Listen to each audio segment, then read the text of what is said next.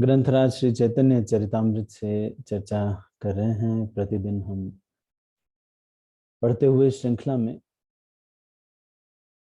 348वें प्यार से आज चर्चा करेंगे। तो 348वां प्यार जो है वो इस प्रकार है। आप सभी लोग इसको ध्यान से देखिएगा।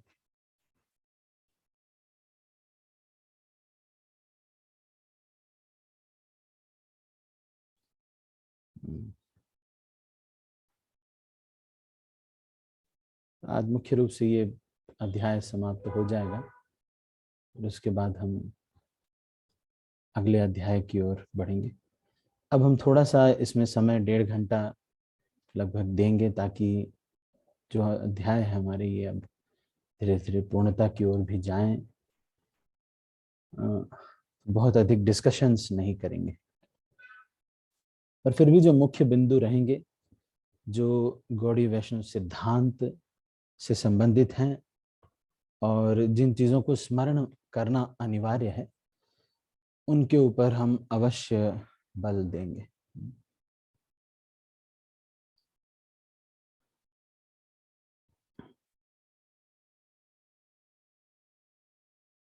तो हमने यहाँ तक चर्चा की थी कि चैतन्य महाप्रभु अपनी यात्रा से लौट आए और उसके बाद उन्होंने माला जगन्नाथ मंदिर में दर्शन किया।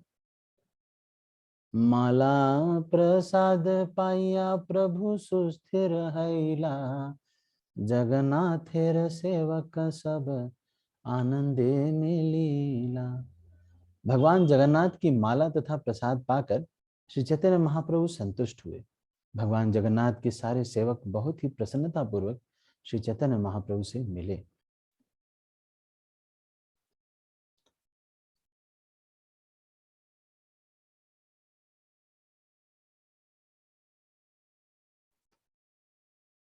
अच्छा, ये महाप्रसाद जो है ये क्या क्या चीजें हैं जो कि महाप्रसाद के रूप में कही जा सकती हैं?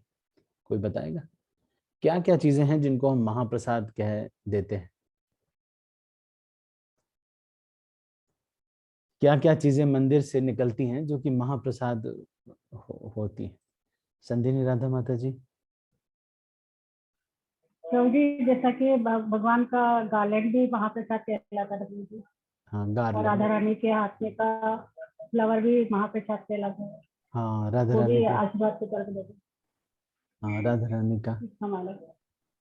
ठीक है। और क्या क्या महाप्रसाद तो महाप्रसाद है।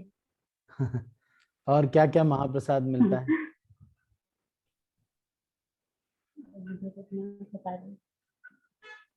ठीक है। और कोई बताएगा मंदिर से और क्या क्या महाप्रसाद मिलता है?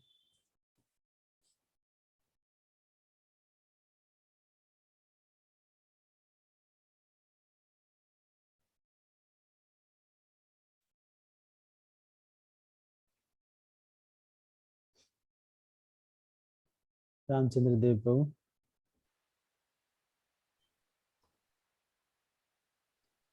हरे कृष्णा। रामचंद्र देव प्रभु। अच्छा, आपकी आवाज नहीं आ रही, अनम्यूट तो हो गया है। मिलता है, सब प्रसाद ही मिलता है प्रभु जी। जो भी मिलता है सब महाप्रसाद मिलता है। अच्छा।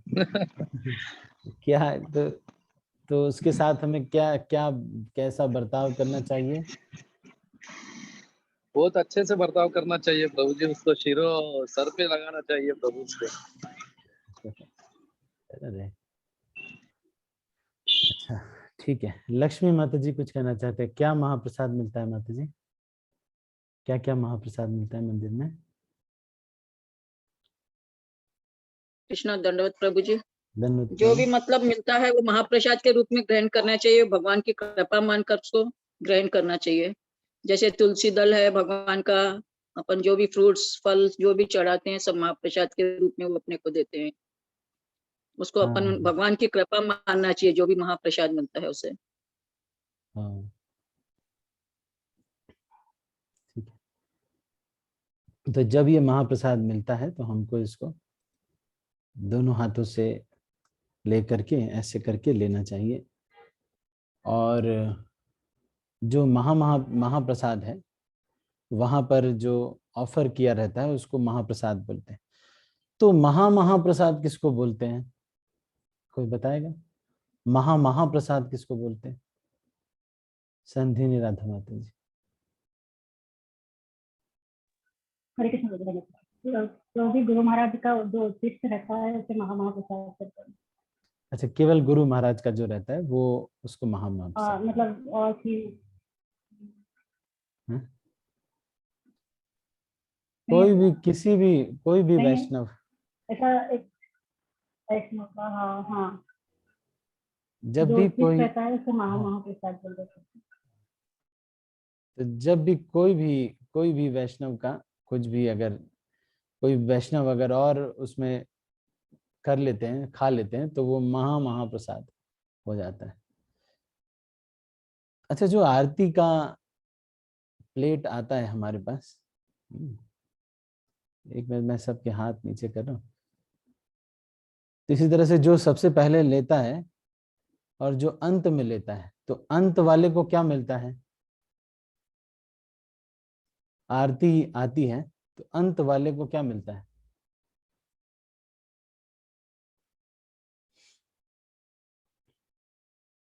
उमेश प्रभु।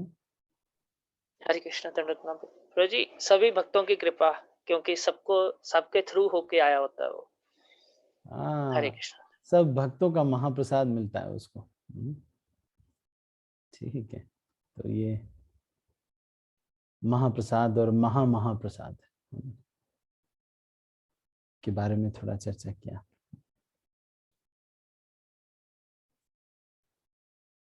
तो भगवान जगन्नाथ की माला तथा प्रसाद पाकर श्री चैतन्य महाप्रभु संतुष्ट हुए। भगवान जगन्नाथ के सारे सेवक बहुत ही प्रसन्नता पूर्वक श्री चैतन्य महाप्रभु से मिले। बाद में काशी मिश्र आए और वे महाप्रभु के चरण कमलों पर गिर पड़े। महाप्रभु ने बड़े ही आदर से उनका आलिंगन किया। काशी मिश्र कौन है? ये काशी मिश्र जो है प्रताप रुद्र देव के यहाँ पे मैनेजर हैं और एकोमोडेशन का अरेंजमेंट, प्रसाद वगैरह का अरेंजमेंट, ये सब काशी मिश्र करते हैं। जब महाप्रभु आते हैं या फिर कोई भी आते हैं, राजा के आदेश पर काशी मिश्र करते हैं। तो काशी मिश्र के घर पे ही एक स्थान है, वो गंभीरा, वहां पर चैतन्य महाप्रभु रहे थे। तब सार्वभौम भट्टाचार्य महाप्रभु को अपने साथ अपने घर यह कहकर ले गए, आज आप मेरे घर में भोजन करेंगे। इस तरह उन्होंने महाप्रभु को आमंत्रित किया।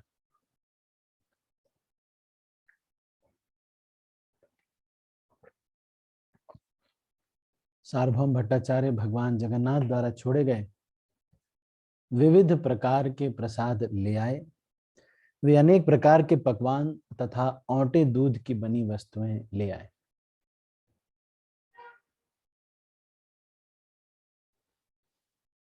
श्री चैतन्य महाप्रभु अपने संगियों समेत सार्वभौम भट्टाचार्य के घर गए और वहां दोपहर का भोजन किया। श्री चैतन्य महाप्रभु को भोजन कराने के बाद सार्वभौम भट्टाचार्य ने उन्हें विश्राम के लिए शयन कराया और स्वयं उनके पांव दबाने लगे।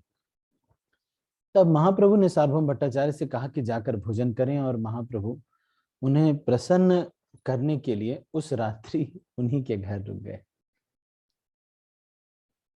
अच्छा, सार्वभौम भट्टाचार्य कौन है? कोई थोड़ा सा डिटेल मुझे बताएगा? सार्वभौम भट्टाचार्य कौन है? थोड़ा बहुत डिटेल कोई बताए सार्वभौम भट्टाचार्य के बारे में।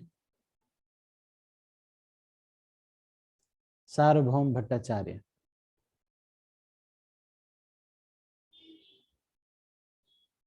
कोई भक्त नहीं जानते सार्वभौम भट्टाचार्य को? कुछ भी थोड़ा भी बहुत नहीं जानते? वैसा तो नहीं होगा। बस 2 भक्त जानते हैं सार्वभौम भट्टाचार्य के बारे में। सार्वभौम भट्टाचार्य के बारे में नहीं जानते हैं? ओहो हो। चलो ब्रज राधिका माता जी।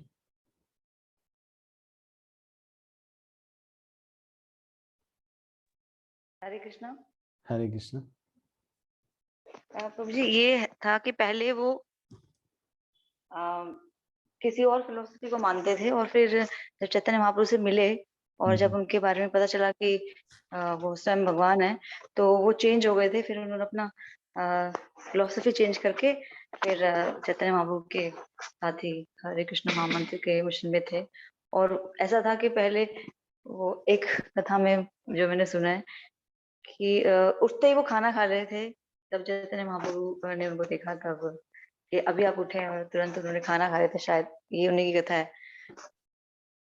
और फिर बाद हाँ, में जब धीरे धीरे चैतन्य महाप्रभु ने भगवान की महिमा उनको बताई, महाप्रसाद की महिमा बताई, तो महाप्रसाद की महिमा जो है इतनी महान है कि सार्वभौम भट्टाचार्य को सुबह सुबह बिना ब्रश के भी दिया गया, तो सार्वभौम भट्टाचार्य बिस्तर पे ही उसको खाने लगे। तो ये सार्वभौम भट्टाचार्य जब वो बन गए। बाकी उमेश प्रभु, आप कुछ कहना चाहते थे? और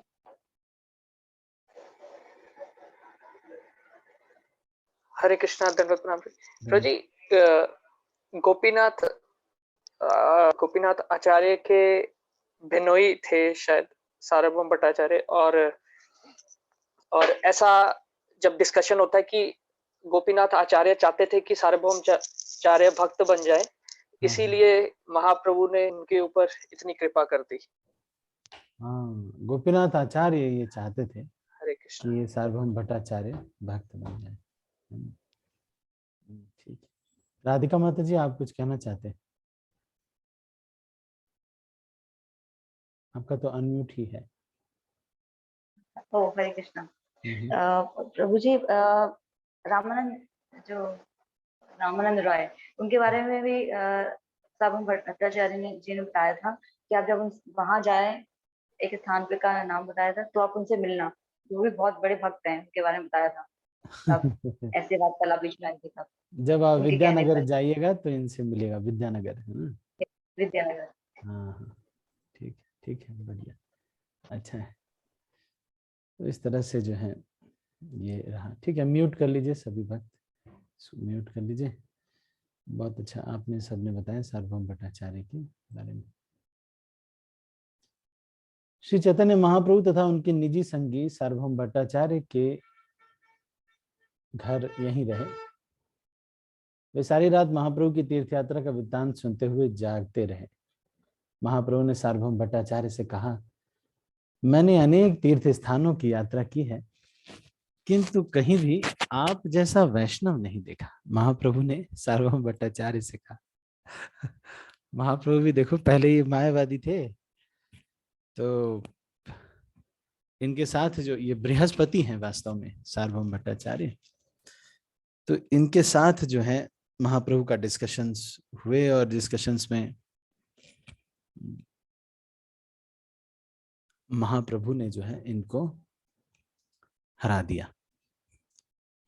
और सार्वभौम भट्टाचार्य ने सबसे पहले जब मिले तो इन्होंने देखा कि ये तो नया नया कोई यंग एज का सन्यासी है, तो आओ इसको मैं थोड़ा पढ़ाता हूँ।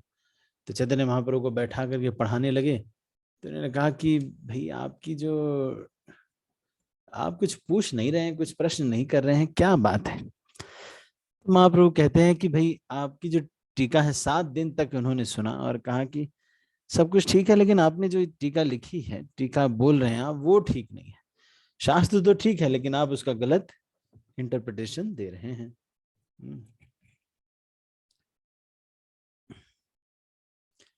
तो अब ये इतने सुधर गए हैं, इसलिए ये कह रहे हैं कि आप जैसा वैष्णव मैंने कभी नहीं देखा। श्री चैतन्य महाप्रभु कहते रहे, रामानंद राय की बातों से मुझे बहुत सुख प्राप्त हुआ। भट्टाचार्य ने उत्तर दिया, इसलिए मैंने आपसे विनती की थी कि आप उनसे अवश्य मिलिए। श्री चैतन्य चंद्रोदय नाटक भाग 8 का आरंभ में श्री चैतन्य महाप्रभु ने कहा है, सार्वभौम मैंने अनेक तीर्थ स्थानों की यात्राएं की हैं, किंतु मुझे आप जैसा वैष्णव कहीं नहीं मिला। किंतु मुझे यह स्वीकार करना पड़ेगा कि रामानंद राय सचमुच अद्भुत है।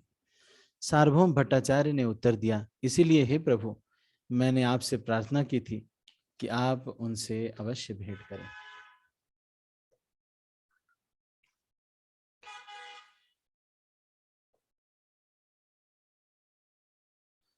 इस पर श्री चैतन्य महाप्रभु ने कहा, इन तीर्थों में अनेकानेक वैष्णव हैं और उनमें से अधिकांश भगवान नारायण की पूजा करते हैं। अन्य जो तत्ववादी कहलाते हैं वे भी लक्ष्मी नारायण के उपासक हैं, किंतु वे शुद्ध वैष्णव संप्रदाय के नहीं है। शिव जी के अनेक उपासक हैं और अनेक नास्तिक भी हैं, तो भी हे भट्टाचार्य, मुझे रामानंद राय तथा उनके विचार अत्यंत प्रिय लगे। इस तरह मैंने श्री चैतन्य महाप्रभु की तीर्थ यात्रा का वर्णन संक्षेप में पूरा किया है। इसे और विस्तार से नहीं बतलाया जा सकता। श्रील भक्ति सिद्धांत सरस्वती ठाकुर ने इंगित किया है कि इस अध्याय के 74वें श्लोक में यह कहा गया है कि श्री चैतन्य महाप्रभु ने शियाली भैरवी का मंदिर देखा, किंतु वास्तव में उन्होंने शियाली में श्री भू वराह का मंदिर देखा था। तो ये आपको नोट करने वाली बात है।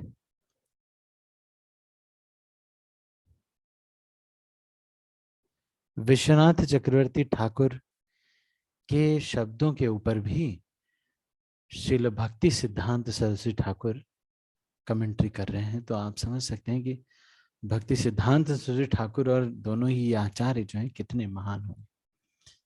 शियाली तथा चिदंबरम के निकट श्री मुष्णम का मंदिर है।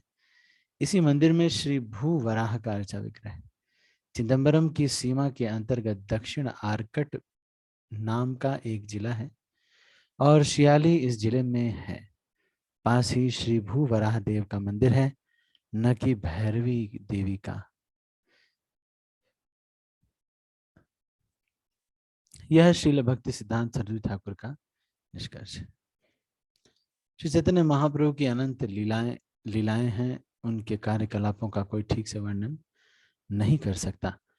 फिर भी लोभवश मैंने चेष्टा की है, इससे मेरी निर्लज्जता ही प्रकट होती है। जो कोई भी श्री चैतन्य महाप्रभु के विभिन्न तीर्थ स्थानों की यात्रा के विषय में सुनता है, वह प्रगाढ़ प्रेम भाव रूपी धन को प्राप्त करता है। श्रील भक्ति सिद्धांत सरस्वती ठाकुर ने टिप्पणी की है, निर्विशेषवादी अपनी इंद्रियों की प्रत्यक्ष अनुभूति से परम सत्य के किसी रूप की कल्पना करते हैं।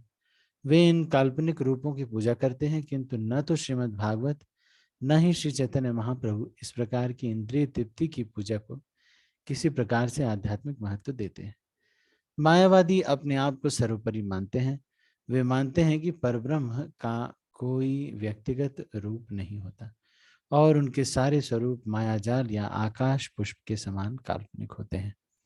मायावादी लोग तथा ईश्वर के रूपों की कल्पना करने वाले दोनों ही भ्रमित हैं। उनके अनुसार रचा विग्रह की या भगवान के किसी भी स्वरूप की पूजा बद्ध जीव के भ्रम का परिणाम है। किंतु श्री चैतन्य महाप्रभु अपने अचिंत्य भेदाभेद तत्व दर्शन के आधार पर श्रीमद् भागवत के निष्कर्ष की पुष्टि करते हैं। इस दर्शन के अनुसार भगवान अपनी सृष्टि से एक साथ अभिन्न तथा भिन्न है, अर्थात एकत्व में विविधता है। इस तरह महाप्रभु ने सकाम कर्मियों, तर्कवादी, ज्ञानियों तथा योगियों की योग्यता सिद्ध की। ऐसे व्यक्तियों की अनुभूति समय तथा शक्ति का अपव्यय मात्र है। आदर्श स्थापित करने के उद्देश्य से ही श्री चैतन्य महाप्रभु ने विविध तीर्थ स्थानों के मंदिरों में स्वयं दर्शन किया। वे जहां कहीं भी जाते थे, वहां वे पूर्ण पुरुषोत्तम भगवान के प्रेम में भाव विहल हो जाते थे। जब कोई वैष्णव किसी देवता के मंदिर में जाता है, तो अब यहाँ पर बहुत महत्वपूर्ण चीज बता रहे हैं, आप ध्यान दीजिएगा। किसी देवी देवता के मंदिर में जाने पर क्या करना चाहिए?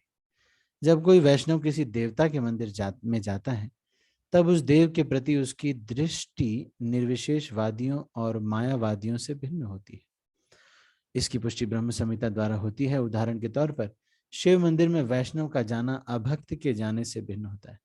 अभक्त शिव जी के विग्रह को काल्पनिक मानता है, क्योंकि वह यही सोचता है कि आखिर परम सत्य तो शून्य है। किंतु एक वैष्णव शिव जी को एक साथ भगवान से अभिन्न तथा भिन्न करके देखता है। इस संबंध में दूध तथा दही का दृष्टांत प्रस्तुत किया जाता है। दही वास्तव में दूध के अतिरिक्त कुछ और नहीं है। किंतु साथ ही साथ वह दूध भी है नहीं है, वह दूध से अभिन्न होकर भी भिन्न होता है। श्री चैतन्य महाप्रभु का यही दर्शन है और इसकी पुष्टि भगवान कृष्ण भगवद गीता द्वारा करते हैं। मया ततमिदं सर्वं जगत अव्यक्त मूर्तिना मत्स्थानि सर्वभूतानि न चाहम तेषु अवस्थितः। यह सारा ब्रह्मांड मेरे अव्यक्त रूप से ओतप्रोत है, सारे जीव मुझ में हैं किंतु मैं उनमें नहीं हूँ।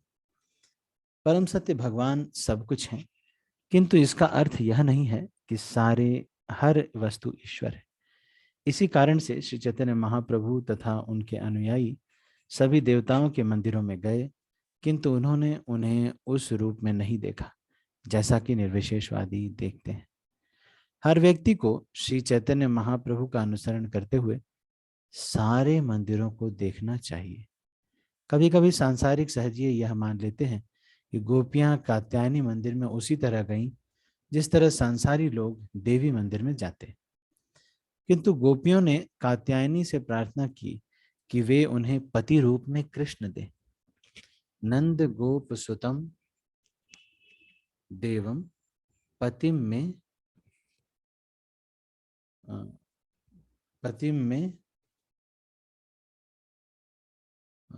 कुरुते, ऐसे करके एक प्रार्थना वो बोलती है। जबकि सांसारी लोग कात्यायनी के मंदिर में भौतिक लाभ प्राप्त करने की इच्छा से जाते हैं। एक वैष्णव तथा एक अभक्त के जाने में यही अंतर है। वो उनसे भी क्या मांगता है, भगवान को ही मांगता है, भगवान की भक्ति मांगता है, प्रणाम करता है, राइट साइड से देवी देवताओं को प्रणाम करता है और उसके बाद उनसे भगवान कृष्ण की शुद्ध भक्ति मांगता है। गुरु शिष्य परंपरा की प्रक्रिया को न समझने के कारण तथाकथित तार्किकों ने पंचोपासना का सिद्धांत प्रस्तुत किया है। तो ये पंचोपासना क्या है, इसको थोड़ा सा यहाँ पर डिस्कस किया गया है, इसको ध्यान से सुनिएगा। इसके अंतर्गत विष्णु, शिव, दुर्गा, सूर्य या गणेश, इन 5 देवताओं में से किसी एक की पूजा की जाती है। इस विचारधारा में निर्विशेषवादी इन 5 देवताओं में से एक को सर्वोपरि समझते हैं और बाकी अन्य देवताओं का अस्वीकार करते हैं। सोचने वाली बात है। देखिए कि आदि शंकराचार्य के रूप में शिव जी आते हैं। आदि शंकराचार्य के रूप में शिव जी आकर के शिव जी ये प्रचार कर रहे हैं, मायावाद का प्रचार कर रहे हैं और इस तरह से प्रचार, इतना अच्छा से प्रचार किया है कि पूरा इंडिया इस समय मायावादियों को ही फॉलो करता है। हिंदू धर्म भी यही समझा जाता है कि जो शंकराचार्य कह रहे हैं वही सत्य है, जबकि वो पूरा ही गलत है।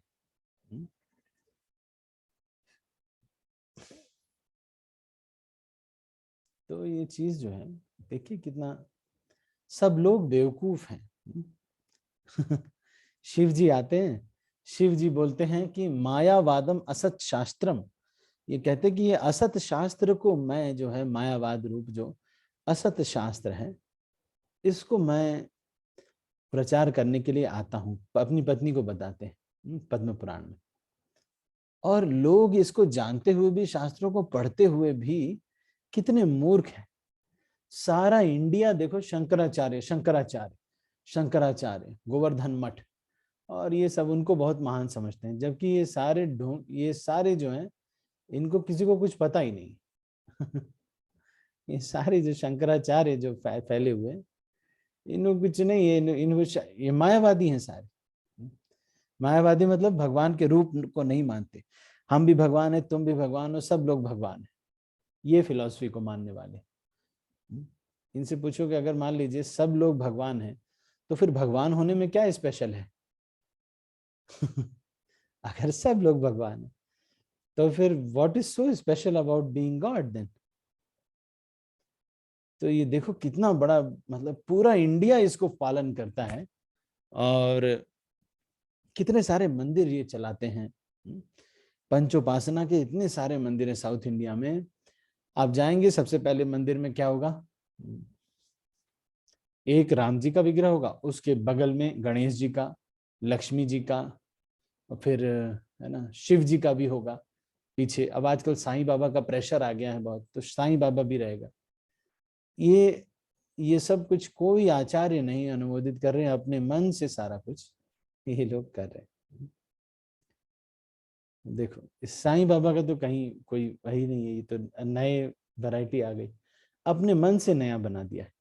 संतोषी माता एक माता है, वो अलग से बना दिया है, नया माता बना दिया है, वो कहीं पर शास्त्र में नहीं लिखा हुआ है, अब बना दिया है तो है शास्त्र में।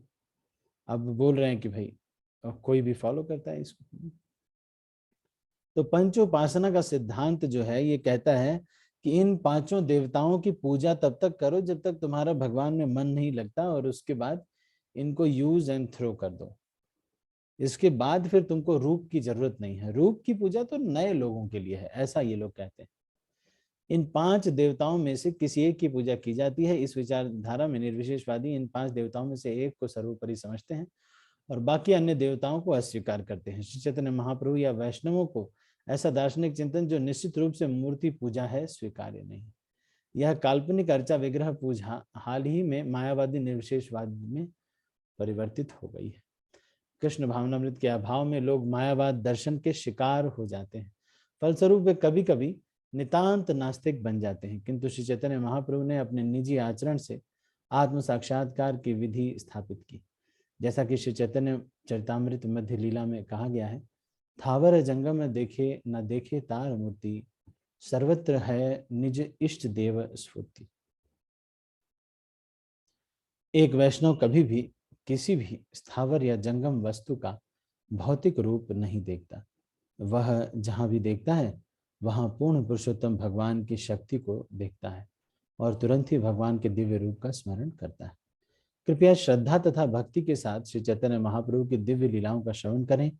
जब लोग भगवान से ईर्ष्या करना छोड़कर भगवान के पवित्र नाम का सब लोग भगवान की से ईर्ष्या करना छोड़कर भगवान के पवित्र नाम हरि का कीर्तन करो। कह रहे हैं चैतन्य चरित सुन श्रद्धा भक्ति करी, मात्सर्य छाड़िया मुखे बल हरि हरि।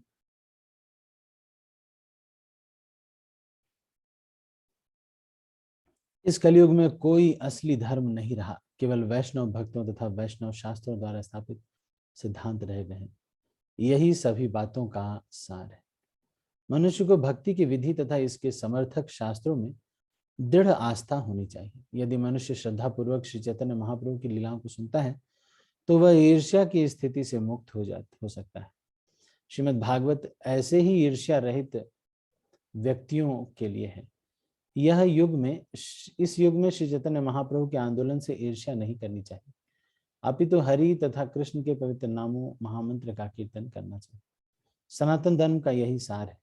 इस श्लोक में वैष्णव शब्द का संदर्भ शुद्ध भक्त या स्वरूप शुद्ध व्यक्ति से है और वैष्णव शास्त्र शब्द श्रुति या वेदों का सूचक, जिन्हें शब्द प्रमाण अर्थात दिव्य ध्वनि के रूपी साक्ष्य कहा जाता है। जो व्यक्ति वैदिक साहित्य का दृढ़ता से पालन करता है और पूर्ण पुरुषोत्तम भगवान के पवित्र नाम का कीर्तन करता है, वह निश्चय ही दिव्य गुरु शिष्य परंपरा में स्थान प्राप्त करेगा।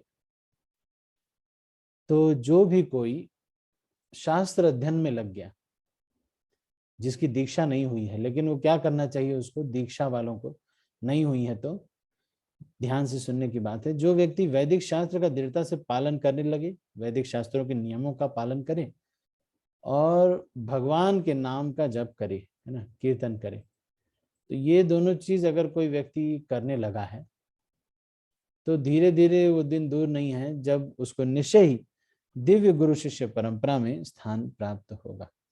जो लोग जीवन के चरम लक्ष्य को प्राप्त करना चाहते हैं उन्हें इस सिद्धांत का पालन करना चाहिए। श्रीमद् भागवतम में कहा है, श्रुति प्रत्यक्षमैति ह्यमानम अनुमानम चतुष्टयम प्रमाणेष्वनवस्थानात् विकल्पात् स विरज्यते। वैदिक साहित्य प्रत्यक्ष अनुभूति, इतिहास तथा अनुमान, ये चार प्रकार के साक्ष्य प्रमाण है। श्रीमद् भागवत में ये श्लोक आता है, इसको आप चाहें तो स्नैपशॉट ले सकते हैं। ये बड़ा ही महत्वपूर्ण श्लोक है, जिसमें कि ये कह रहे हैं कि श्रीमद् भागवत में कहा गया है कि वैदिक साहित्य, प्रत्यक्ष अनुभूति, इतिहास तथा अनुमान, ये जो है 4 प्रकार के साक्ष्य प्रमाण है। परम सत्य की अनुभूति के लिए सबको इन सिद्धांतों पर अटल रहना चाहिए। तो जो DYS इत्यादि कोर्स होते हैं उसमें इसको चर्चा करते हैं। श्री चैतन्य महाप्रभु की लीलाएं अगाध समुद्र की भांति हैं, उनमें प्रवेश कर पाना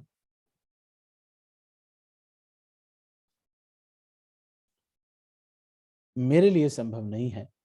मैं तो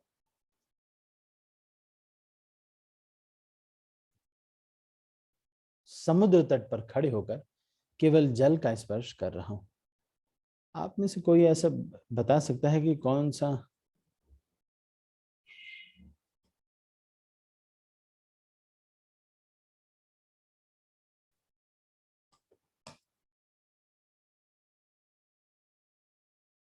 ठीक है, जितना अधिक कोई श्रद्धा पूर्वक श्री चैतन्य चरितामृत महाप्रभु की लीलाओं को सुनता है और व्याख्या करके उनका अध्ययन करता है, उतना ही अधिक वह भगवत प्रेम रूपी धन को प्राप्त करता है।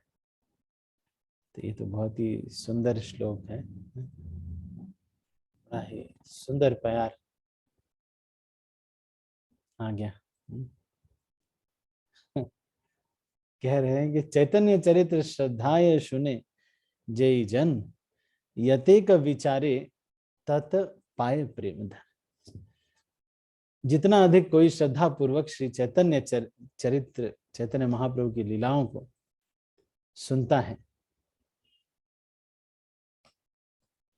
और व्याख्या करके उनका अध्ययन करता है, उतना ही अधिक। तो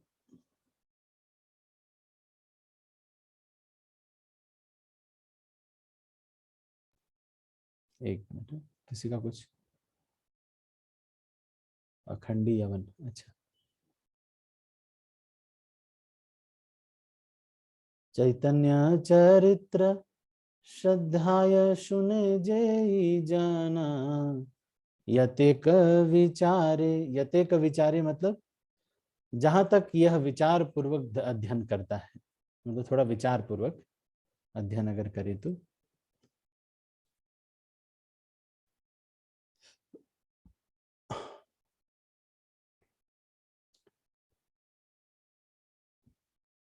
यतेक विचारे तत पाए प्रेम धन, श्री रूप रघुनाथ पद जार आशा, चैतन्य चरितामृत कहे कृष्णदास। श्री रूप तथा श्री रघुनाथ के चरण कमलों में प्रार्थना करते हुए तथा सदैव उनकी कृपा की कामना करते हुए मैं कृष्णदास उनके चरण चिन्हों पर चलकर श्री चैतन्य चरितामृत का वर्णन कर रहा हूं। सदैव की तरह प्रणेता इस अध्याय का समापन श्री रूप तथा श्री रघुनाथ का नाम लेते हुए और उनके चरण कमलों पर अपने आप को पुनः समर्पित करते हुए कहते हैं। इस प्रकार श्री चैतन्य चरितामृत मध्य लीला के 9वें अध्याय का भक्ति वेदांत तात्पर्य पूर्ण हुआ। इसमें श्री चैतन्य महाप्रभु द्वारा दक्षिण भारत के अनेक तीर्थ स्थानों की यात्राओं का वर्णन हुआ। ठीक है, तो हम लोग अभी ये अध्याय को हमने पूर्ण कर लिया, तो अगले प्रवचन में इसका थोड़ा सा हम रिवीजन करेंगे और उसके बाद हम करेंगे। तो अभी हमारे पास समय है कि हम प्रश्न उत्तर ले लें। तो मैं कुछ प्रश्न पूछूंगा, आप इसके उत्तर देने का प्रयास कीजिएगा। ठीक है, सबसे पहला सवाल,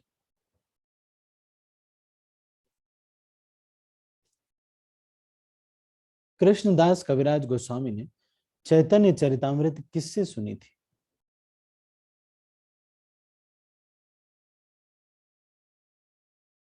कृष्णदास कविराज गोस्वामी ने चैतन्य चरितामृत किससे सुनी थी?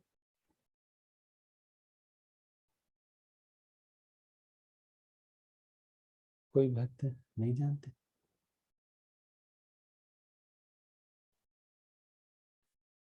बस एक भक्त जानते हैं, और कोई नहीं जानते। कृष्णदास कविराज गोस्वामी जो चैतन्य चरितामृत के लेखक हैं, उन्होंने किससे सुनी थी श्री चैतन्य चरित? मेहुल प्रभु।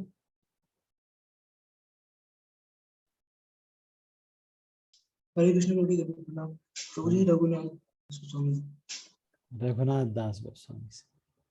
हाँ जी, बहुत बढ़िया, ठीक है। रघुनाथ दास गोस्वामी से इन्होंने, रघुनाथ दास गोस्वामी वहाँ गोवर्धन में राधा कुंड में बैठ करके, जहाँ पर जानवा माता का पाठ है, उसके पीछे वहाँ बैठ करके एक बरगद का पेड़ था, तो वहाँ बैठ करके क्लास किया करते थे हमेशा। और जो उनका समाधि स्थल है, जहाँ आप गए होंगे राधा कुंड में, तो वहाँ पर बैठ करके भी कभी कभी प्रवचन दिया करते थे। तो ये 7-8 घंटे प्रवचन चलता था कभी कभी। और इसमें चैतन्य महाप्रभु की सारी लीलाओं को रघुनाथ दास गोस्वामी ने, जो कि स्वरूप दामोदर से सुनी है, कुछ उन्होंने खुद भी देखा है, तो उस तरह से वो उसको कहते थे। ठीक है, अगला प्रश्न है कि पंचोपासना का मतलब क्या होता है? पंचोपासना।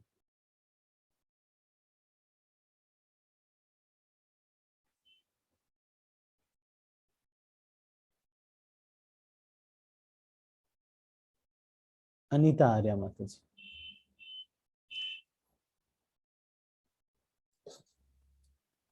श्री कृष्ण प्रभु जी।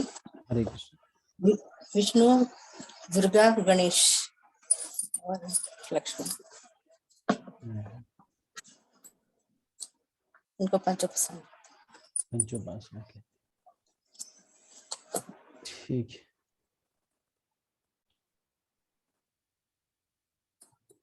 जिन भक्तों की दीक्षा नहीं है हुई है, उनको क्या करना चाहिए? कौन बताएगा? मेहुल प्रभु।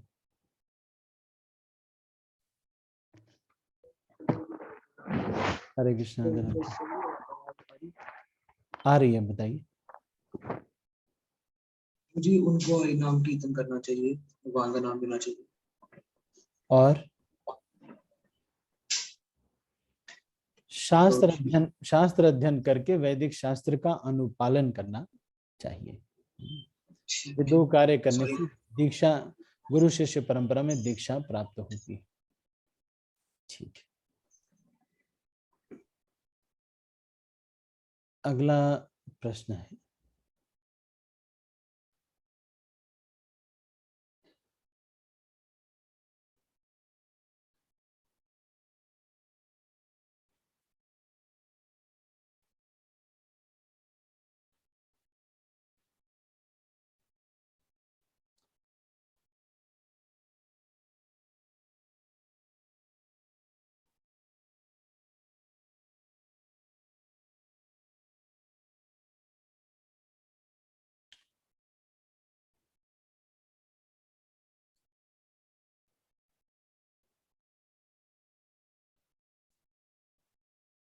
ठीक है, इतना ही है बस। और ठीक है, तो अभी हम इसको यहीं पर क्लोज करते हैं। यदि आपका कोई प्रश्न है तो आप अभी हैंड रेज कर सकते हैं, हमारे पास समय है तो हम आज इसका चर्चा कर सकते हैं। कोई विशेष, अगर किसी का कोई प्रश्न है आज की चर्चा से, या फिर चर्चा से नहीं, अदरवाइज भी अगर कोई प्रश्न आपके मन में आता है या कोई आपसे पूछता है तो वो आप पूछ सकते हैं।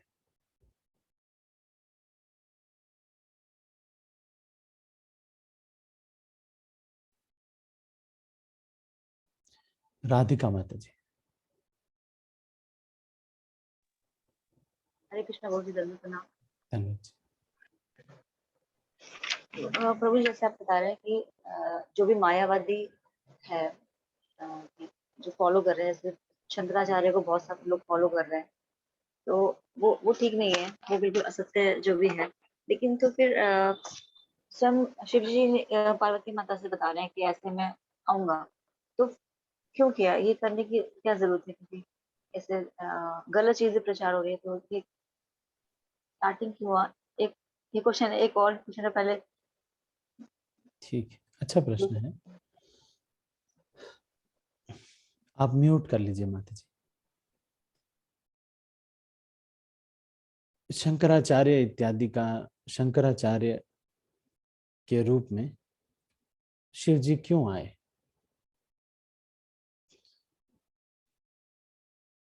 इस शिव जी इसलिए आए, दो कारण से ये होता है। एक तो लव फॉर जीवा, और सेकंड है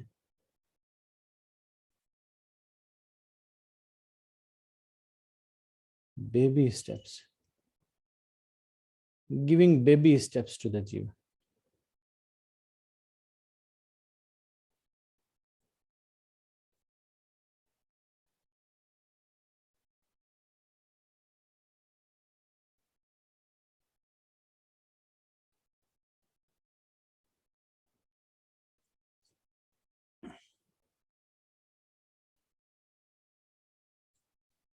और भी ये भी कह सकते हैं कि इससे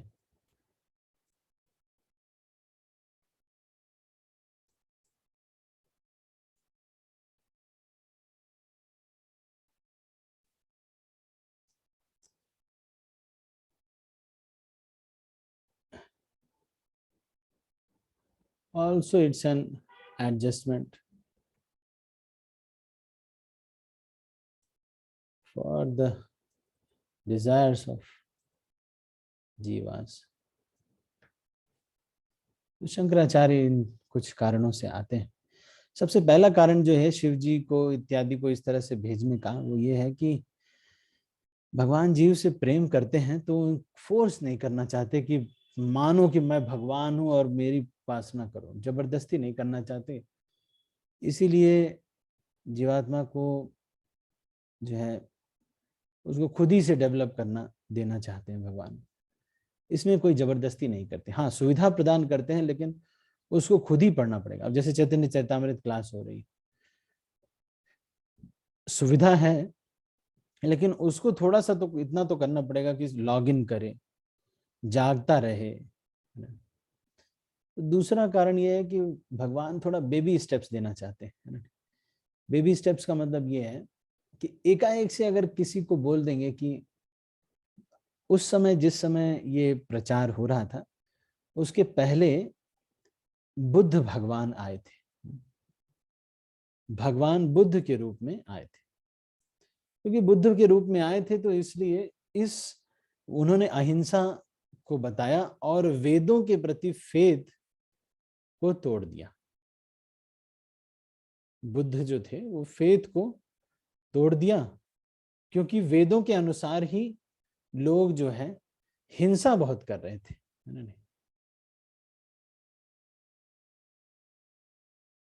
तो हिंसा को कम करने के लिए बुद्ध भगवान आए, है ना। तो उन्होंने कहा कि अहिंसा परमो धर्म, है ना, या फिर उसको सबसे मुख्य तवज्जो दिया, तो इसलिए आए। तो उन्होंने वेदों के हिसाब से जो ये बलि प्रथा थी, बार बार ये बलि देते थे, बहुत बलि देते थे, तो बहुत सारे जानवर को बलि देते थे, तो वेदों पे श्रद्धा ही इन्होंने तोड़ दी भगवान बुद्ध जब आए। तो अब जब वेदों पे श्रद्धा टूट गई तो शंकराचार्य फिर आए। शंकराचार्य आकर के वेदों पे श्रद्धा बनाने के लिए आए, है ना, नहीं, फेथ फिर से इस्टेब्लिश किया। लेकिन इन्होंने जो कॉन्सेप्ट था बुद्ध का कॉन्सेप्ट था कि शून्यवाद है। तो ये शून्यवाद को और कुछ नहीं है, इसको इन्होंने थोड़ा सा चेंज किया और ये थोड़ा सा बदल करके इसको मायावाद और ब्रह्मवाद इसमें बदल दिया, मायावाद में बदल दिया, और कहा कि सब कुछ है ना ब्रह्म है ना, ब्रह्म सब सत्य जगत मिथ्या, है ना। तो फेथ इस्टेब्लिश किया, लेकिन ग्रेजुअल इसलिए किया क्योंकि एकाएक से पूरी कॉन्शियसनेस को चेंज नहीं किया जा सकता, इसलिए किया गया। तीसरा है कि it's a service opportunity for Shiv ji also, है ना। नहीं, भगवान की सेवा में, वैसे तो भगवान सब कुछ कर सकते हैं, सेवा में थोड़ा बहुत कुछ करते हैं। चौथा ये भी कारण है कि कुछ जीव ऐसे हैं जिनकी इस तरह की मायावाद इत्यादि की इच्छा होती है। ऐसे भी कुछ लोग होते हैं तो जिनकी उस तरह की डिजायर्स होती हैं कुछ जीवों की, तो उन इच्छाओं को ट्राई करने के लिए, एक स्थान देने के लिए भी भगवान जो है इस तरह का कुछ लेवल्स लाते हैं, है ना। ठीक है, आपने इसको स्क्रीनशॉट ले लिए, है ना। शंकराचार्य क्यों आए।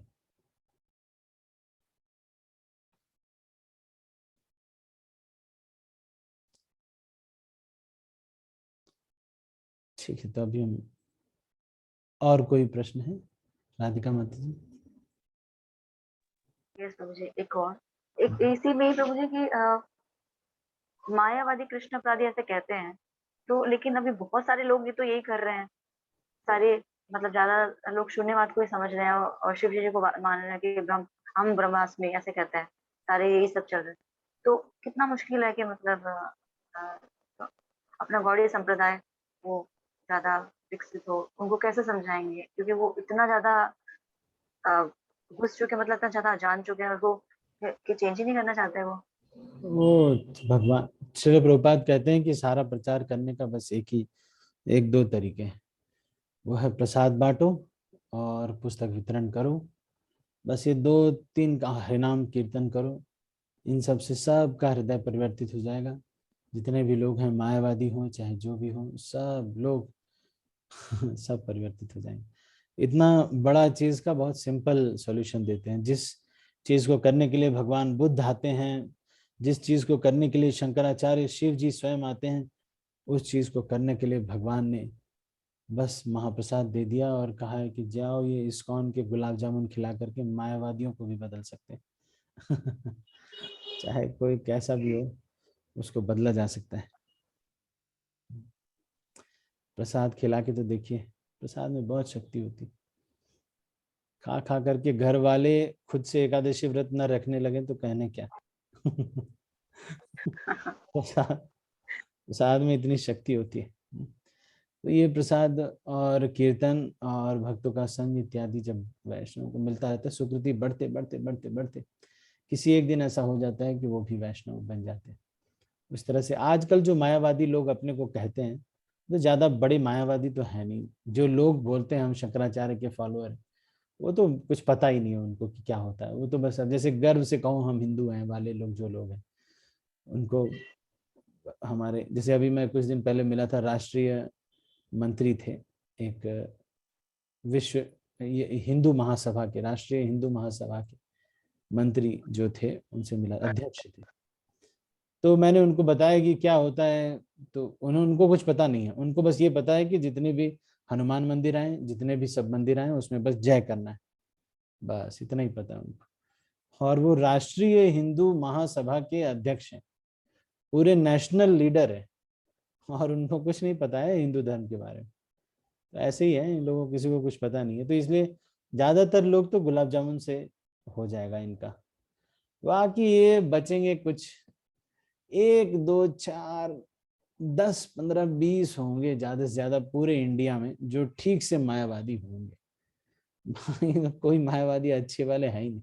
आपने तो देखा नहीं, मैंने तो देखा है बनारस में मायावादियों को। उनके साथ संग करना, तो आजकल के ये लोगों के साथ तो कोई संग करने का कोई, ये तो ऐसे ही हार जाते हैं। आजकल के लोगों को कुछ पता ही नहीं रहता।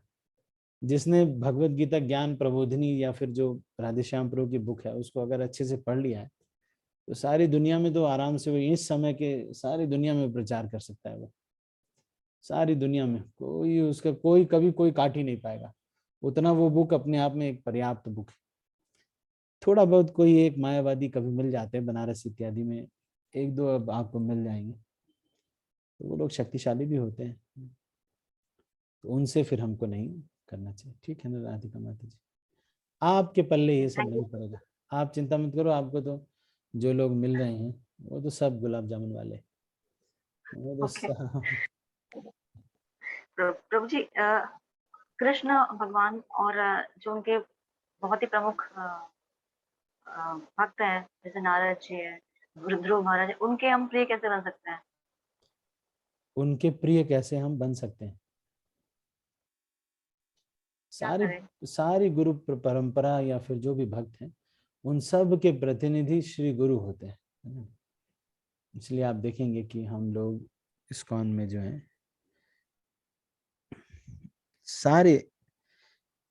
सारे जो गुरु शिष्य परंपरा है उसका प्रतिनिधि के रूप में, इसलिए ये कहते हैं कि a service given to us by the guru is actually a service which has been ordained by the discussion and meetings of the whole Guru Parampara along with Krishna as the leader, and then that service has been given to you by your Shiksha Guru or Diksha Guru.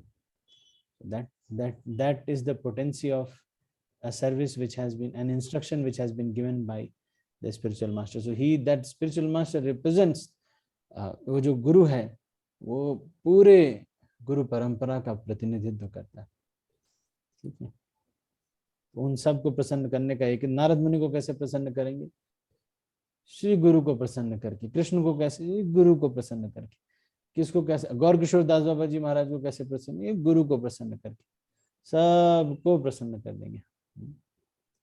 ठीक है माता जी, thank you so much, thank you. Ramchandra Prabhu आपका प्रश्न है?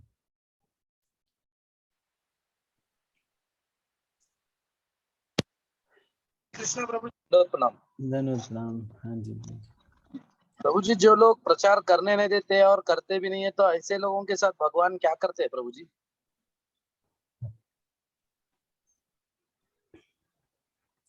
रामचंद्र प्रभु, आपके प्रश्न जो है सब जीवीसी लेवल वाले। चलो, प्रचार करते नहीं और करने नहीं देते हैं। आजकल के सिनेरियो में जो ये सब जो हमारा पर्सपेक्टिव होता है, प्रचार करने दे रहे हैं या हम कर रहे हैं या ये सब जो भी है, ये सारे पर्सपेक्टिव कुछ अलग अलग रिलेटिव होते हैं। हमारी जो दृष्टि है वो भी दूषित हो जाती है कई बार, और हमारा जो उनको देखने का नजरिया है वो भी दूषित हो जाता है। उनका जो हमें देखने का नजरिया है ये सब दूषित हो जाता है।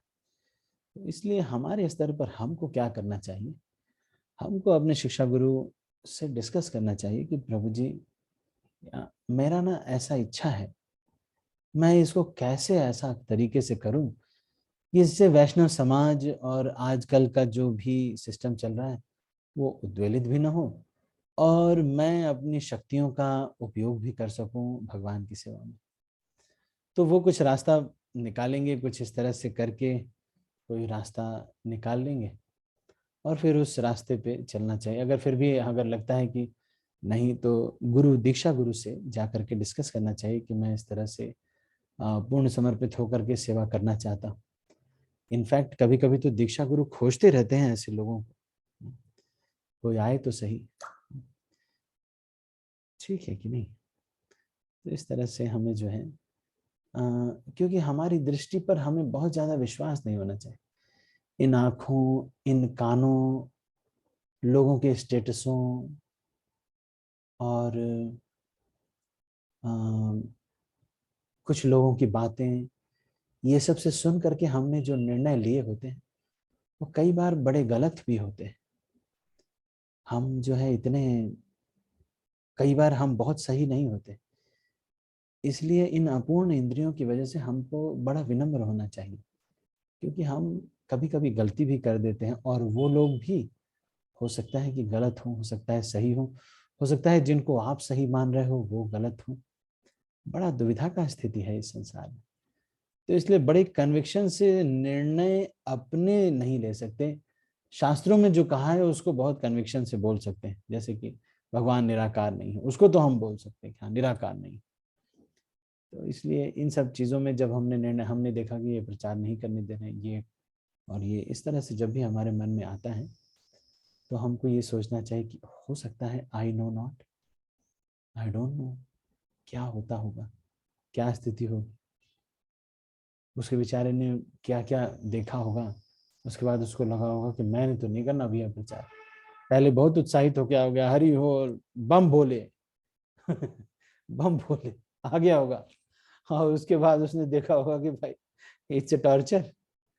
इतना अकेले मुझे भेज दिया गुलबर्गा, एक बार मुझे भेज दिया पुणे है डिवोटीज ने, राधेश्याम प्रभु ने कहा कि जाओ गुलबर्गा जाओ। वहाँ गुलबर्गा पूरा मुसलमान इलाका था, अकेले मैं पहुंच गया वहां पे। अरे आना न जाना, कहाँ पे जाना, क्या करना, बोला कि ये कॉलेज है, प्रचार करना है नहीं तो आप एकदम से प्यूरिफाई हो जाते हैं अकेले जब निकलते हैं। जब मुझे आईआईटी में यहाँ भेजा गया था तो अकेले भेजा गया था, तो मैं फरवरी 2017 में अकेले आ गया। उत्साह बहुत था प्रचार का, अकेले आ गया। तब यहाँ पर कोई बिल्डिंग नहीं हुआ करती थी, एक रेस्टोरेंट था जहाँ पर गमछा बिछा करके वहीं पर सोना होता था और कोई सोने का स्थान नहीं था। आईआईटी के अंदर के यहाँ पर बाहर कहीं रुकना होता था, कोई जगह ही नहीं थी यहाँ, तब कोई प्रचार नहीं हुआ था। तो उत्साह हर चीज के लिए होता है, लेकिन उसके लिए जब सैक्रिफाइस आता है तो हमको हमारे सारे उत्साह की परीक्षा होती है। इसलिए हमारी जो दृष्टियां हैं इन पर बहुत ज़्यादा विश्वास नहीं करना चाहिए। सोचना चाहिए कि हो सकता है मैं नहीं जानता हूँ क्या हो रहा है, लेकिन अपने हृदय में जो इच्छाएं आती हैं, कभी कभी प्रचार की इच्छा, कभी कभी कुछ करने की इच्छा, कुछ न करने की इच्छा, ये सारी चीज़ों के लिए भक्ति में जब हम दीक्षा के 15 साल तक हमको जो है ये कोशिश यही करना चाहिए कि हम पूछ लें प्रभु जी ऐसे करें क्या, ये मेरे मन में प्रभु जी आ रहा था ऐसे करना, क्या करें फिर। तो वो अगर मान लो उन्होंने कह दिया बंद करो ऐसे, तो फिर उनको बोलना चाहिए प्रभु जी मेरा बहुत मन कर रहा है गुलाब जामुन मुझे खाना ही खाना है। तो फिर उस तरह से करके वो प्लान बताएंगे कि ठीक है ऐसा करो, यहाँ से जाओ वहां जाके गुलाब जामुन खा लो, ठीक है समझ गया, मैं समझ गया तुमको चाहिए गुलाब जामुन, इस तरह से करना चाहिए। लेकिन क्योंकि हमारी जो बुद्धि है मोह मुक्त नहीं है ना, हम अपने मोहों के अनुसार सोचते हैं। जिन जिन चीजों से हमें मोह होता है उनको हम उस तरह का एक प्लान बना लेता है जिसमें हमारा मोह छिपा होता है, तो फिर ऐसे ही होता है। इसलिए जो कोई मोह मुक्त व्यक्ति अगर विश्वास नहीं हो तो किसी और मोह मुक्त व्यक्ति से डिस्कस कर ले, पूरी सिचुएशन बता ले कि ऐसी ऐसी स्थिति है, अगर कोई आपको मिल जाए तो अगर मान लो श्रद्धा नहीं भी है तो किसी और से भी डिस्कस कर ले, पूरा ओपनली बता दे, लेकिन 100% सब कुछ बता दे कि मेरे मन में ये चलता है, उन्होंने ऐसे किया, छिपाए नहीं। फिर जो वैष्णव आपको गाइड करते हैं वो तो आपके हृदय को जानते रहते हैं, तो उनका तो ठीक है, वो तो आप एक बार बोलेंगे नहीं कि वो बता देंगे कि कहाँ कहाँ कहाँ फंसा हुआ है। लेकिन अगर जो ऐसे वैष्णव अगर मान लो उतना श्रद्धा नहीं हो पा रहा है तो फिर हमको ऐसे किसी भी वैष्णव, शुद्ध वैष्णव जिनको हमको श्रद्धा होती है, जिन प्रश्न कर लेना चाहिए। इस्कॉन में बहुत सारे, there is a channel of senior devotees, we can surely associate with them and get guidance. ठीक है रामचंद्र प्रभु, ठीक है आपका म्यूट है, अरे आवाज नहीं आ रही। हरे कृष्णा प्रभु जी, आपसे कुछ छुपा ही नहीं है प्रभु जी। हाँ तो ठीक है, तो आप भाग्यशाली हैं और क्या, सब डिस्कस करके कर सकते हैं। भक्तों से डिस्कस करके करने में जो आनंद है अकेले जीतने में वो आनंद नहीं है। और इन द लॉन्ग रन आप देखोगे कि वही 2 रोटियां हमको खानी है और वही रहेगा, कुछ भी ऐसा कुछ स्पेशल नहीं। ठीक है हरे कृष्णा प्रभु जी। संधिनी राधा माता जी, आपका कोई प्रश्न है? हरे कृष्ण प्रभु जी, दंडवत प्रणाम। धन्यवाद। प्रभु जी मेरा प्रश्न ये है कि जैसा कि हमको सेवा मिलती है प्रभु जी मंदिर में, मतलब ये तो आध्यात्मिक तौर पे है प्रभु जी, इसमें हमारा ही शुद्धिकरण होता है, पर जैसा मेटेरियल वर्ल्ड में कहीं जाना है बोलते इतना उत्साह के साथ हम लोग तैयार हो जाते हैं कि चलो यहाँ जाना है, लेकिन जैसा सेवा मिलती है तो इतना टाइम क्यों लग जाता प्रभु जी कि हम सेवा करने के लिए तैयार है, तो ऐसी चेतना को कैसे शुद्ध करना है?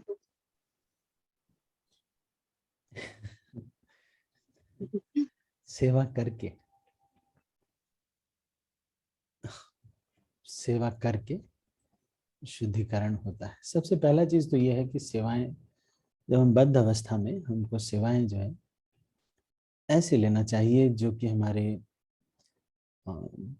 कैसे प्रायोरिटाइज करना चाहती है मैं आपको बताता हूँ। देखो एक दूसरे पेज में आपको बताता हूँ, इसका आपने स्नैपशॉट ले लेना। How to prioritise our services.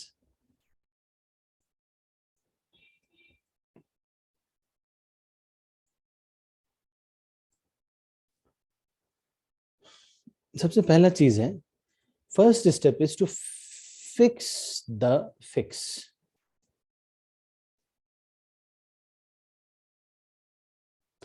इसका मतलब ये है, एक छोटी सी घड़ी बनानी चाहिए।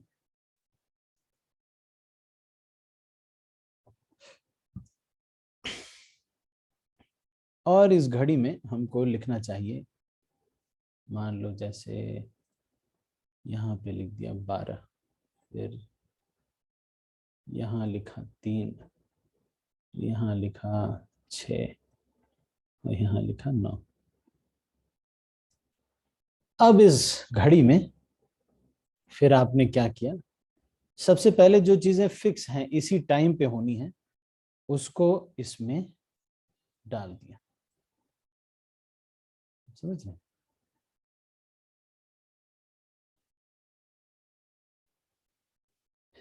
इसके बाद what is the second step? Second step is health. अब इसके बाद अपने स्वास्थ्य के लिए आपको चाहिए स्लीप, एक्सरसाइज, रिक्रिएशन। तो इन तीन चीजों को इसमें डाल दिया। 6 घंटे की नींद हो कम से कम, 6 आवर्स स्लीप हो, और कम से कम मिनिमम 7 to 20 मिनट्स आपका एक्सरसाइज का टाइम हो। और रिक्रिएशन का मतलब कि आप कुछ कभी कभी थोड़ा बहुत ना हंस बोल लेते हैं कहीं पर नहीं, तो भी थोड़ा बहुत हो गया। Health, sleep, exercise and recreation. Third is your sadhana. तो अपनी साधना को इस घड़ी में डालना चाहिए।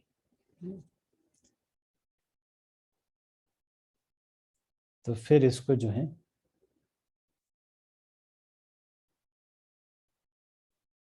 फिर इसको इसमें डालना चाहिए साधना को। साधना का मतलब क्या है? जो दीक्षित भक्त हैं उनको कम से कम 2 घंटे पढ़ाई करना चाहिए और 2 घंटे श्रवण करना चाहिए। तो दीक्षित भक्त हैं, जो दीक्षा नहीं लिए हैं उनको कम से कम 40 मिनट श्रवण करना चाहिए, कम से कम 40 मिनट पढ़ना चाहिए। तो इसकी मिनिमम साधना जो है हमको इनिशिएटेड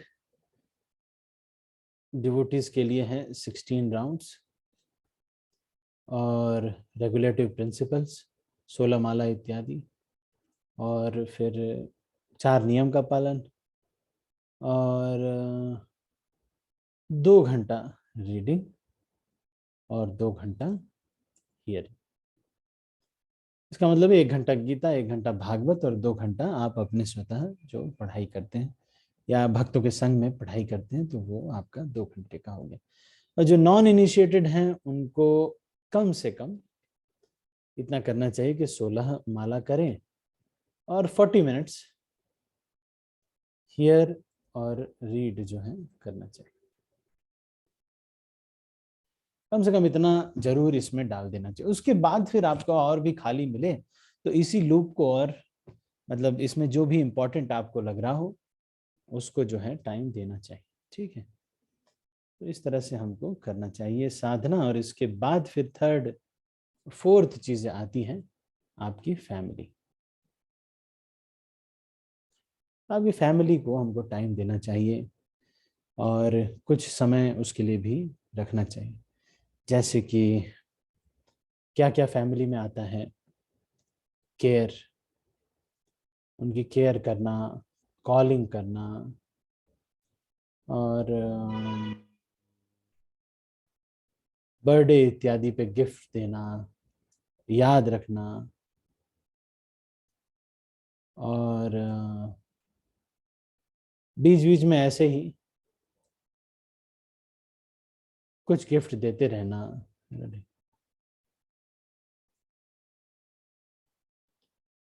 ये तो हमारा सौभाग्य है कि जीवात्मा इस दुनिया की भौतिक वस्तुओं को अपना मानने लगता है, तो ये हमारे लिए बहुत अच्छा है। इन लोगों को कुछ दे दो, लोग खुश हो जाते हैं। मतलब देने से लोग खुश हो जाते हैं। देखो जो चीज वो लेके थोड़ी जाएंगे वहां पे, लेकिन वही फ्रिज वो लेके थोड़ी जाएंगे। मान लो मरने वाली है कोई दादी बुढ़िया ना, उनको भी अगर आप फ्रिज दे दो बहुत खुश हो जाती है। मेरी दादी जो है, मैं जब मिलने जाया करता था अपनी दादी से, तो मेरी दादी जो है मुझे, मेरे दादाजी का बड़ा यही सब इच्छा वो था। मेरी दादी मुझे अक्सर जब मैं जाता था तो कुछ ऐसे ही पैसे रख देता था उनके पास, तो बोलते ये कल ले जाओ, क्या करे हम, हैं ले जाओ, क्या करो। तो दादी जो है डांटती थी, लेकिन आजकल के लोग ऐसे ही रहते हैं, थोड़ा कुछ दे दो तो खुश हो जाते हैं ना। तो इस फैमिली में थोड़ा बहुत केयर वेयर कर दिया। आज जैसे बच्चों के लिए मान लो थोड़ा बढ़िया बना दिया है ना, नहीं कोई नया डिश बना दिया है ना, कोई नई चीज बना दी। हस्बैंड को भी अच्छा लगता है कि चलो हाँ कुछ नया रिसर्च चल रहा है, मुझे प्रसन्न करने के लिए कुछ कार्य हो रहे हैं। इससे भी लोग बहुत खुश हो जाते हैं, है ना नहीं, कि सैक्रिफाइस हो रहा है मुझे, है अच्छा, मुझे प्रसन्न किया जा रहा है। तो ठीक है, उसमें क्या है, ये दुनिया के लोग देने से खुश हो जाते हैं, तो अच्छी बात है। वैसे भी ये संसार में हमें लेके तो जाना नहीं कुछ। और फिर पांचवा जो है आपकी जॉब या नौकरी, ये सब जो भी है वो रहती है। तो ये जो मिनिमम चीजें हैं, ये जो मिनिमम है, इसको डालने के बाद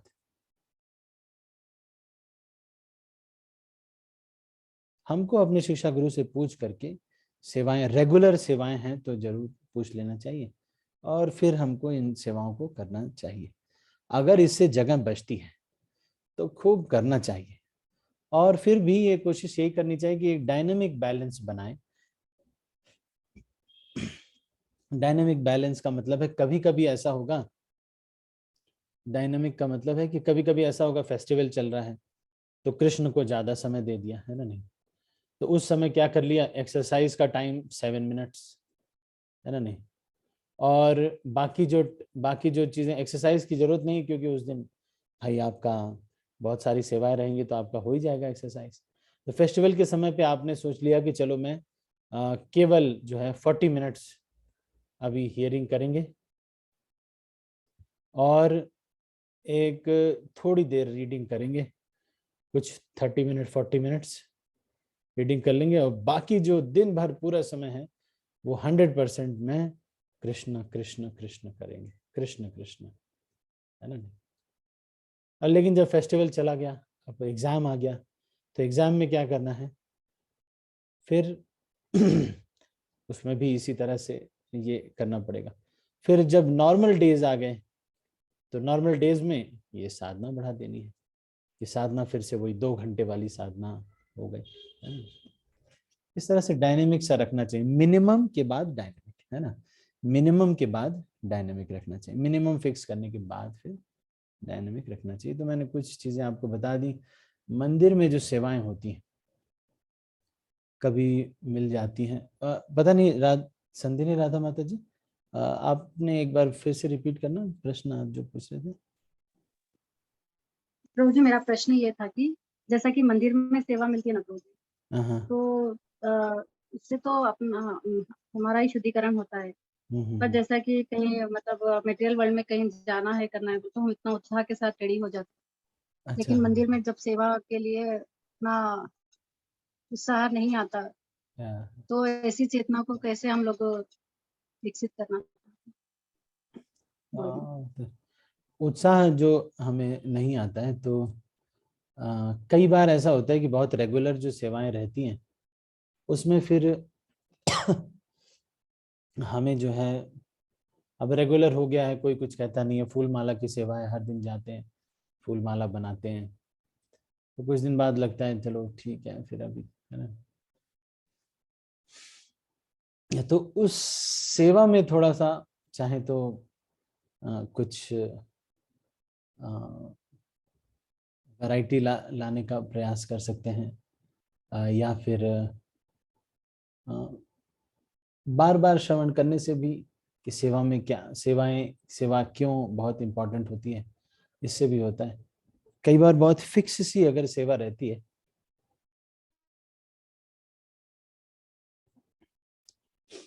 तो कई बार फिर बोरिंग सा लगने लगता है, तो इसलिए फिर 2-3 का ग्रुप में सेवा ले सकते हैं, है ना नहीं? कभी वो कर दिए, कभी ये कर लिए, फिर आप बीच बीच में कोई स्पिरिचुअल ट्रिप्स लगा रहे हैं, है ना नहीं? तो इससे फिर जो है थोड़ा बहुत वैरायटी आ जाती है, इससे भी थोड़ा अच्छा रहता है ना? तो ये बात तो सही है कि डेली रेगुलर सेवा करना ये बहुत मुश्किल चीज है, हर दिन करना बहुत मुश्किल। तो हर दिन के लिए बीच बीच में कभी ऐसा भी कर सकते हैं कि कभी गैप ले लिया, गैप मतलब, लेकिन कोशिश यही करना है कि जो है सेवाएं, जो रेगुलर सेवाएं हैं उसमें शुद्धिकरण बहुत होता है और वो बहुत अच्छी सेवाएं होती हैं, जैसे क्योंकि शुद्ध भक्ति का मतलब है अनमोटिवेटेड, अनइंटरप्टेड, अनकंडीशनल सर्विस। तो अगर रेगुलर हो तो बहुत अच्छा रहता है। तो इट इज नॉट इजी, लेकिन फिर भी हमको जो है ना नहीं, ठीक, ये मतलब रुचि का जो है विषय है, उस सेवा में थोड़ा सा कुछ वैरायटी लाएं। जैसे मान लो फूल माला की सेवा है आप, तो ये कह दिया कि आज नया फूल माला बनाएंगे, है ना, आज ये वाला माला बनाएंगे, या फिर ये कर सकते हैं कि उस माला के सेवा में कोई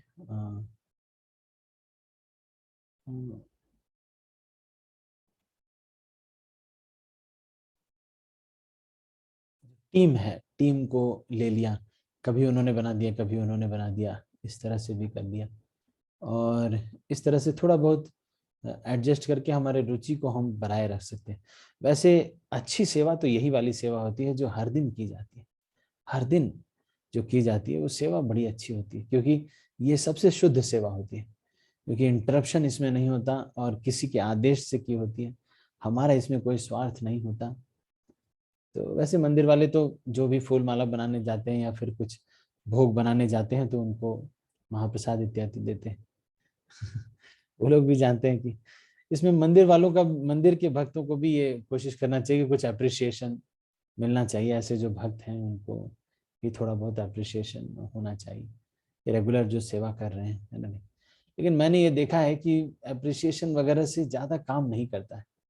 कुछ एक भक्त ऐसे होते ही हैं जो नशे नशे हैं, सेवा वाले, सेवा का नशा है। जैसे मैं अमित प्रभु का आपको उदाहरण देता हूँ, गाजियाबाद में 2008 से लेकर के आज तक, अभी मेरे ख्याल से बहुत साल हो गए, वो हर दिन आते हैं, सुबह के सारे बर्तन धोते हैं, शाम के सारे बर्तन धोते हैं। 12,000 उनकी सैलरी है, 5 घंटे काम करना होता है, बिजली विभाग में है। उसमें भी वो बार बार अफसोस करते हैं कि अरे मुझे नौकरी करना पड़ता है खर्च घर का कैसे चलाते हैं पता नहीं। मैं जब जाता हूँ तो कभी कभी हाथ पे कुछ पैसे भी रख देते हैं गृहस्थ आश्रम में, ऐसा सोच करके। सोचिए 12,000 सैलरी है तो भी सारा कुछ कर रहे हैं, और सारे बर्तन सुबह और शाम के सारे जो बर्तन है उसको, बड़े बड़े है ना, 150 भक्त हैं, 150 भक्तों का बर्तन जो प्रसाद बनता है उसको सबको धोने के लिए हर दिन सुबह और शाम धो रहे हैं, और 2008 से धो रहे हैं। कोई कभी नाम भी नहीं लेता इनका, कभी कोई कुछ कहता भी नहीं है और ज्यादातर लोग तो जानते भी नहीं कि कौन है ये, बस ये जानते हैं आता है एक लड़का है सेवा करता है, जबकि इतनी बड़ी सेवा करते हैं।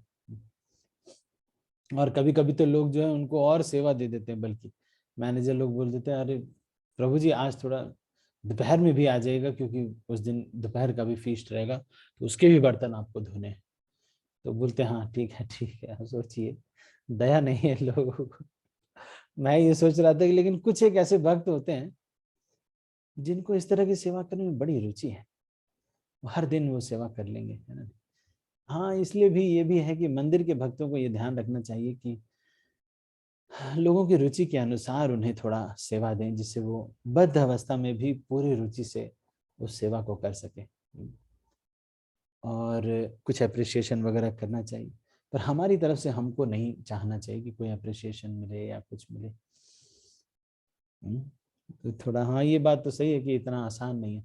हर दिन की अगर सेवा मिल जाती है तो इट इज नॉट इजी। पर ये सब कुछ तरीके अपना सकते हैं, थोड़ा वैरायटी उसमें ला करके, आज छोटी माला कल बड़ी माला, इस तरह से वैरायटी, और कुछ ग्रुप रहे उनको सेवा में लगा करके, आज वो कर लें कल वो कर लें। कुछ दोस्तों को साथ में टीम बना लिया। तीसरा तरीका ये मैंने बताया आपको कि कभी कभी बीच में गैप ले भी सकते हैं, बहुत रेगुलर सर्विसेज हैं तो बीच में गैप लेने पर थोड़ा सा रुचि फिर से हो जाती है। वैसे तो ये बद्ध अवस्था का सॉल्यूशन है। शुद्ध भक्ति में तो यही है कि बस सेवा मिली, और सेवा मिलना ही अपने आप में बहुत बड़ा भाग्य है। The only aspiration of a Gaudiya वैष्णव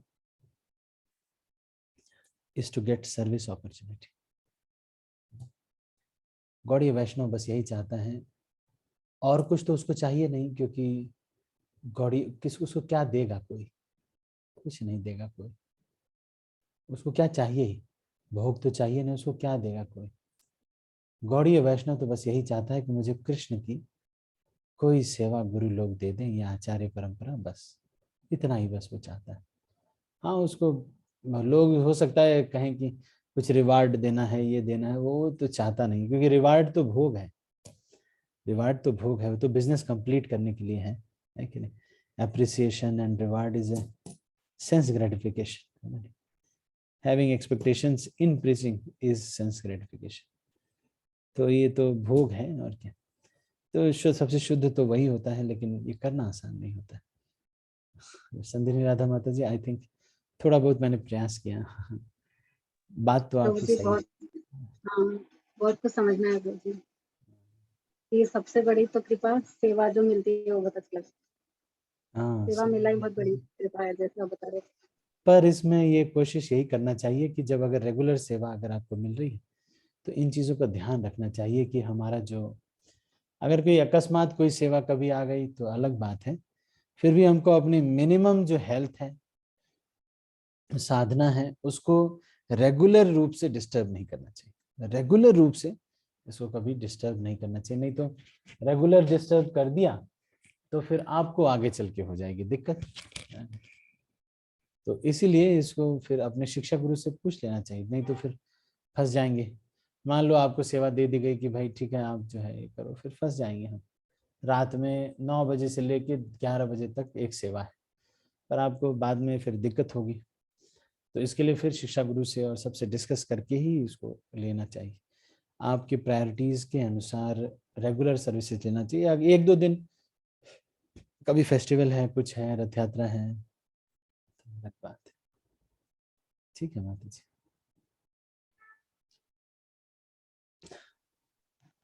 ठीक है प्रभु जी, thank you so much. Thank you.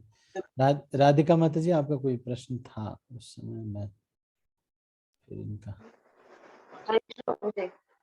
हरे कृष्णा। बस मैं ये बोल रही थी कि जो मॉर्निंग की जो क्लास आपने ली थी वो बहुत अच्छी थी। उसको बार बार में सुनने का मन करता है, क्योंकि वैष्णव के बारे में इतना सुंदर जो कार्य किया उन्होंने कि उसको सुन के अपने आप में चेंजेस करने चाहिए उसको सुन सुन के। तो बार बार मेरा सुनने का मन किया। बहुत सुंदर क्लास थी मॉर्निंग में। Thank you so much. जो भी हमारे क्वेश्चन है काफी, तो उसको सुन के क्लियर होते हैं, और आपको बताने का तरीका भी बहुत अच्छा था। Thank you so much. मैं कोई वो नहीं, ये सब किताबें हैं, इन्हीं से पढ़ देता हूँ मैं, कुछ भी ज्यादा वैसा नहीं है। ठीक है, थैंक यू। आप सब भक्तों का बहुत बहुत धन्यवाद।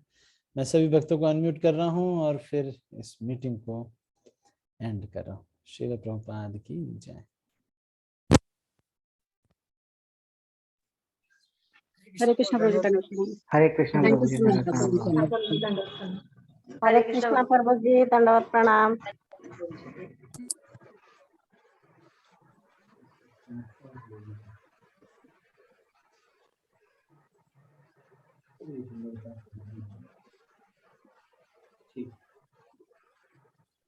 हरे कृष्ण प्रभु जी, दंडवत प्रणाम।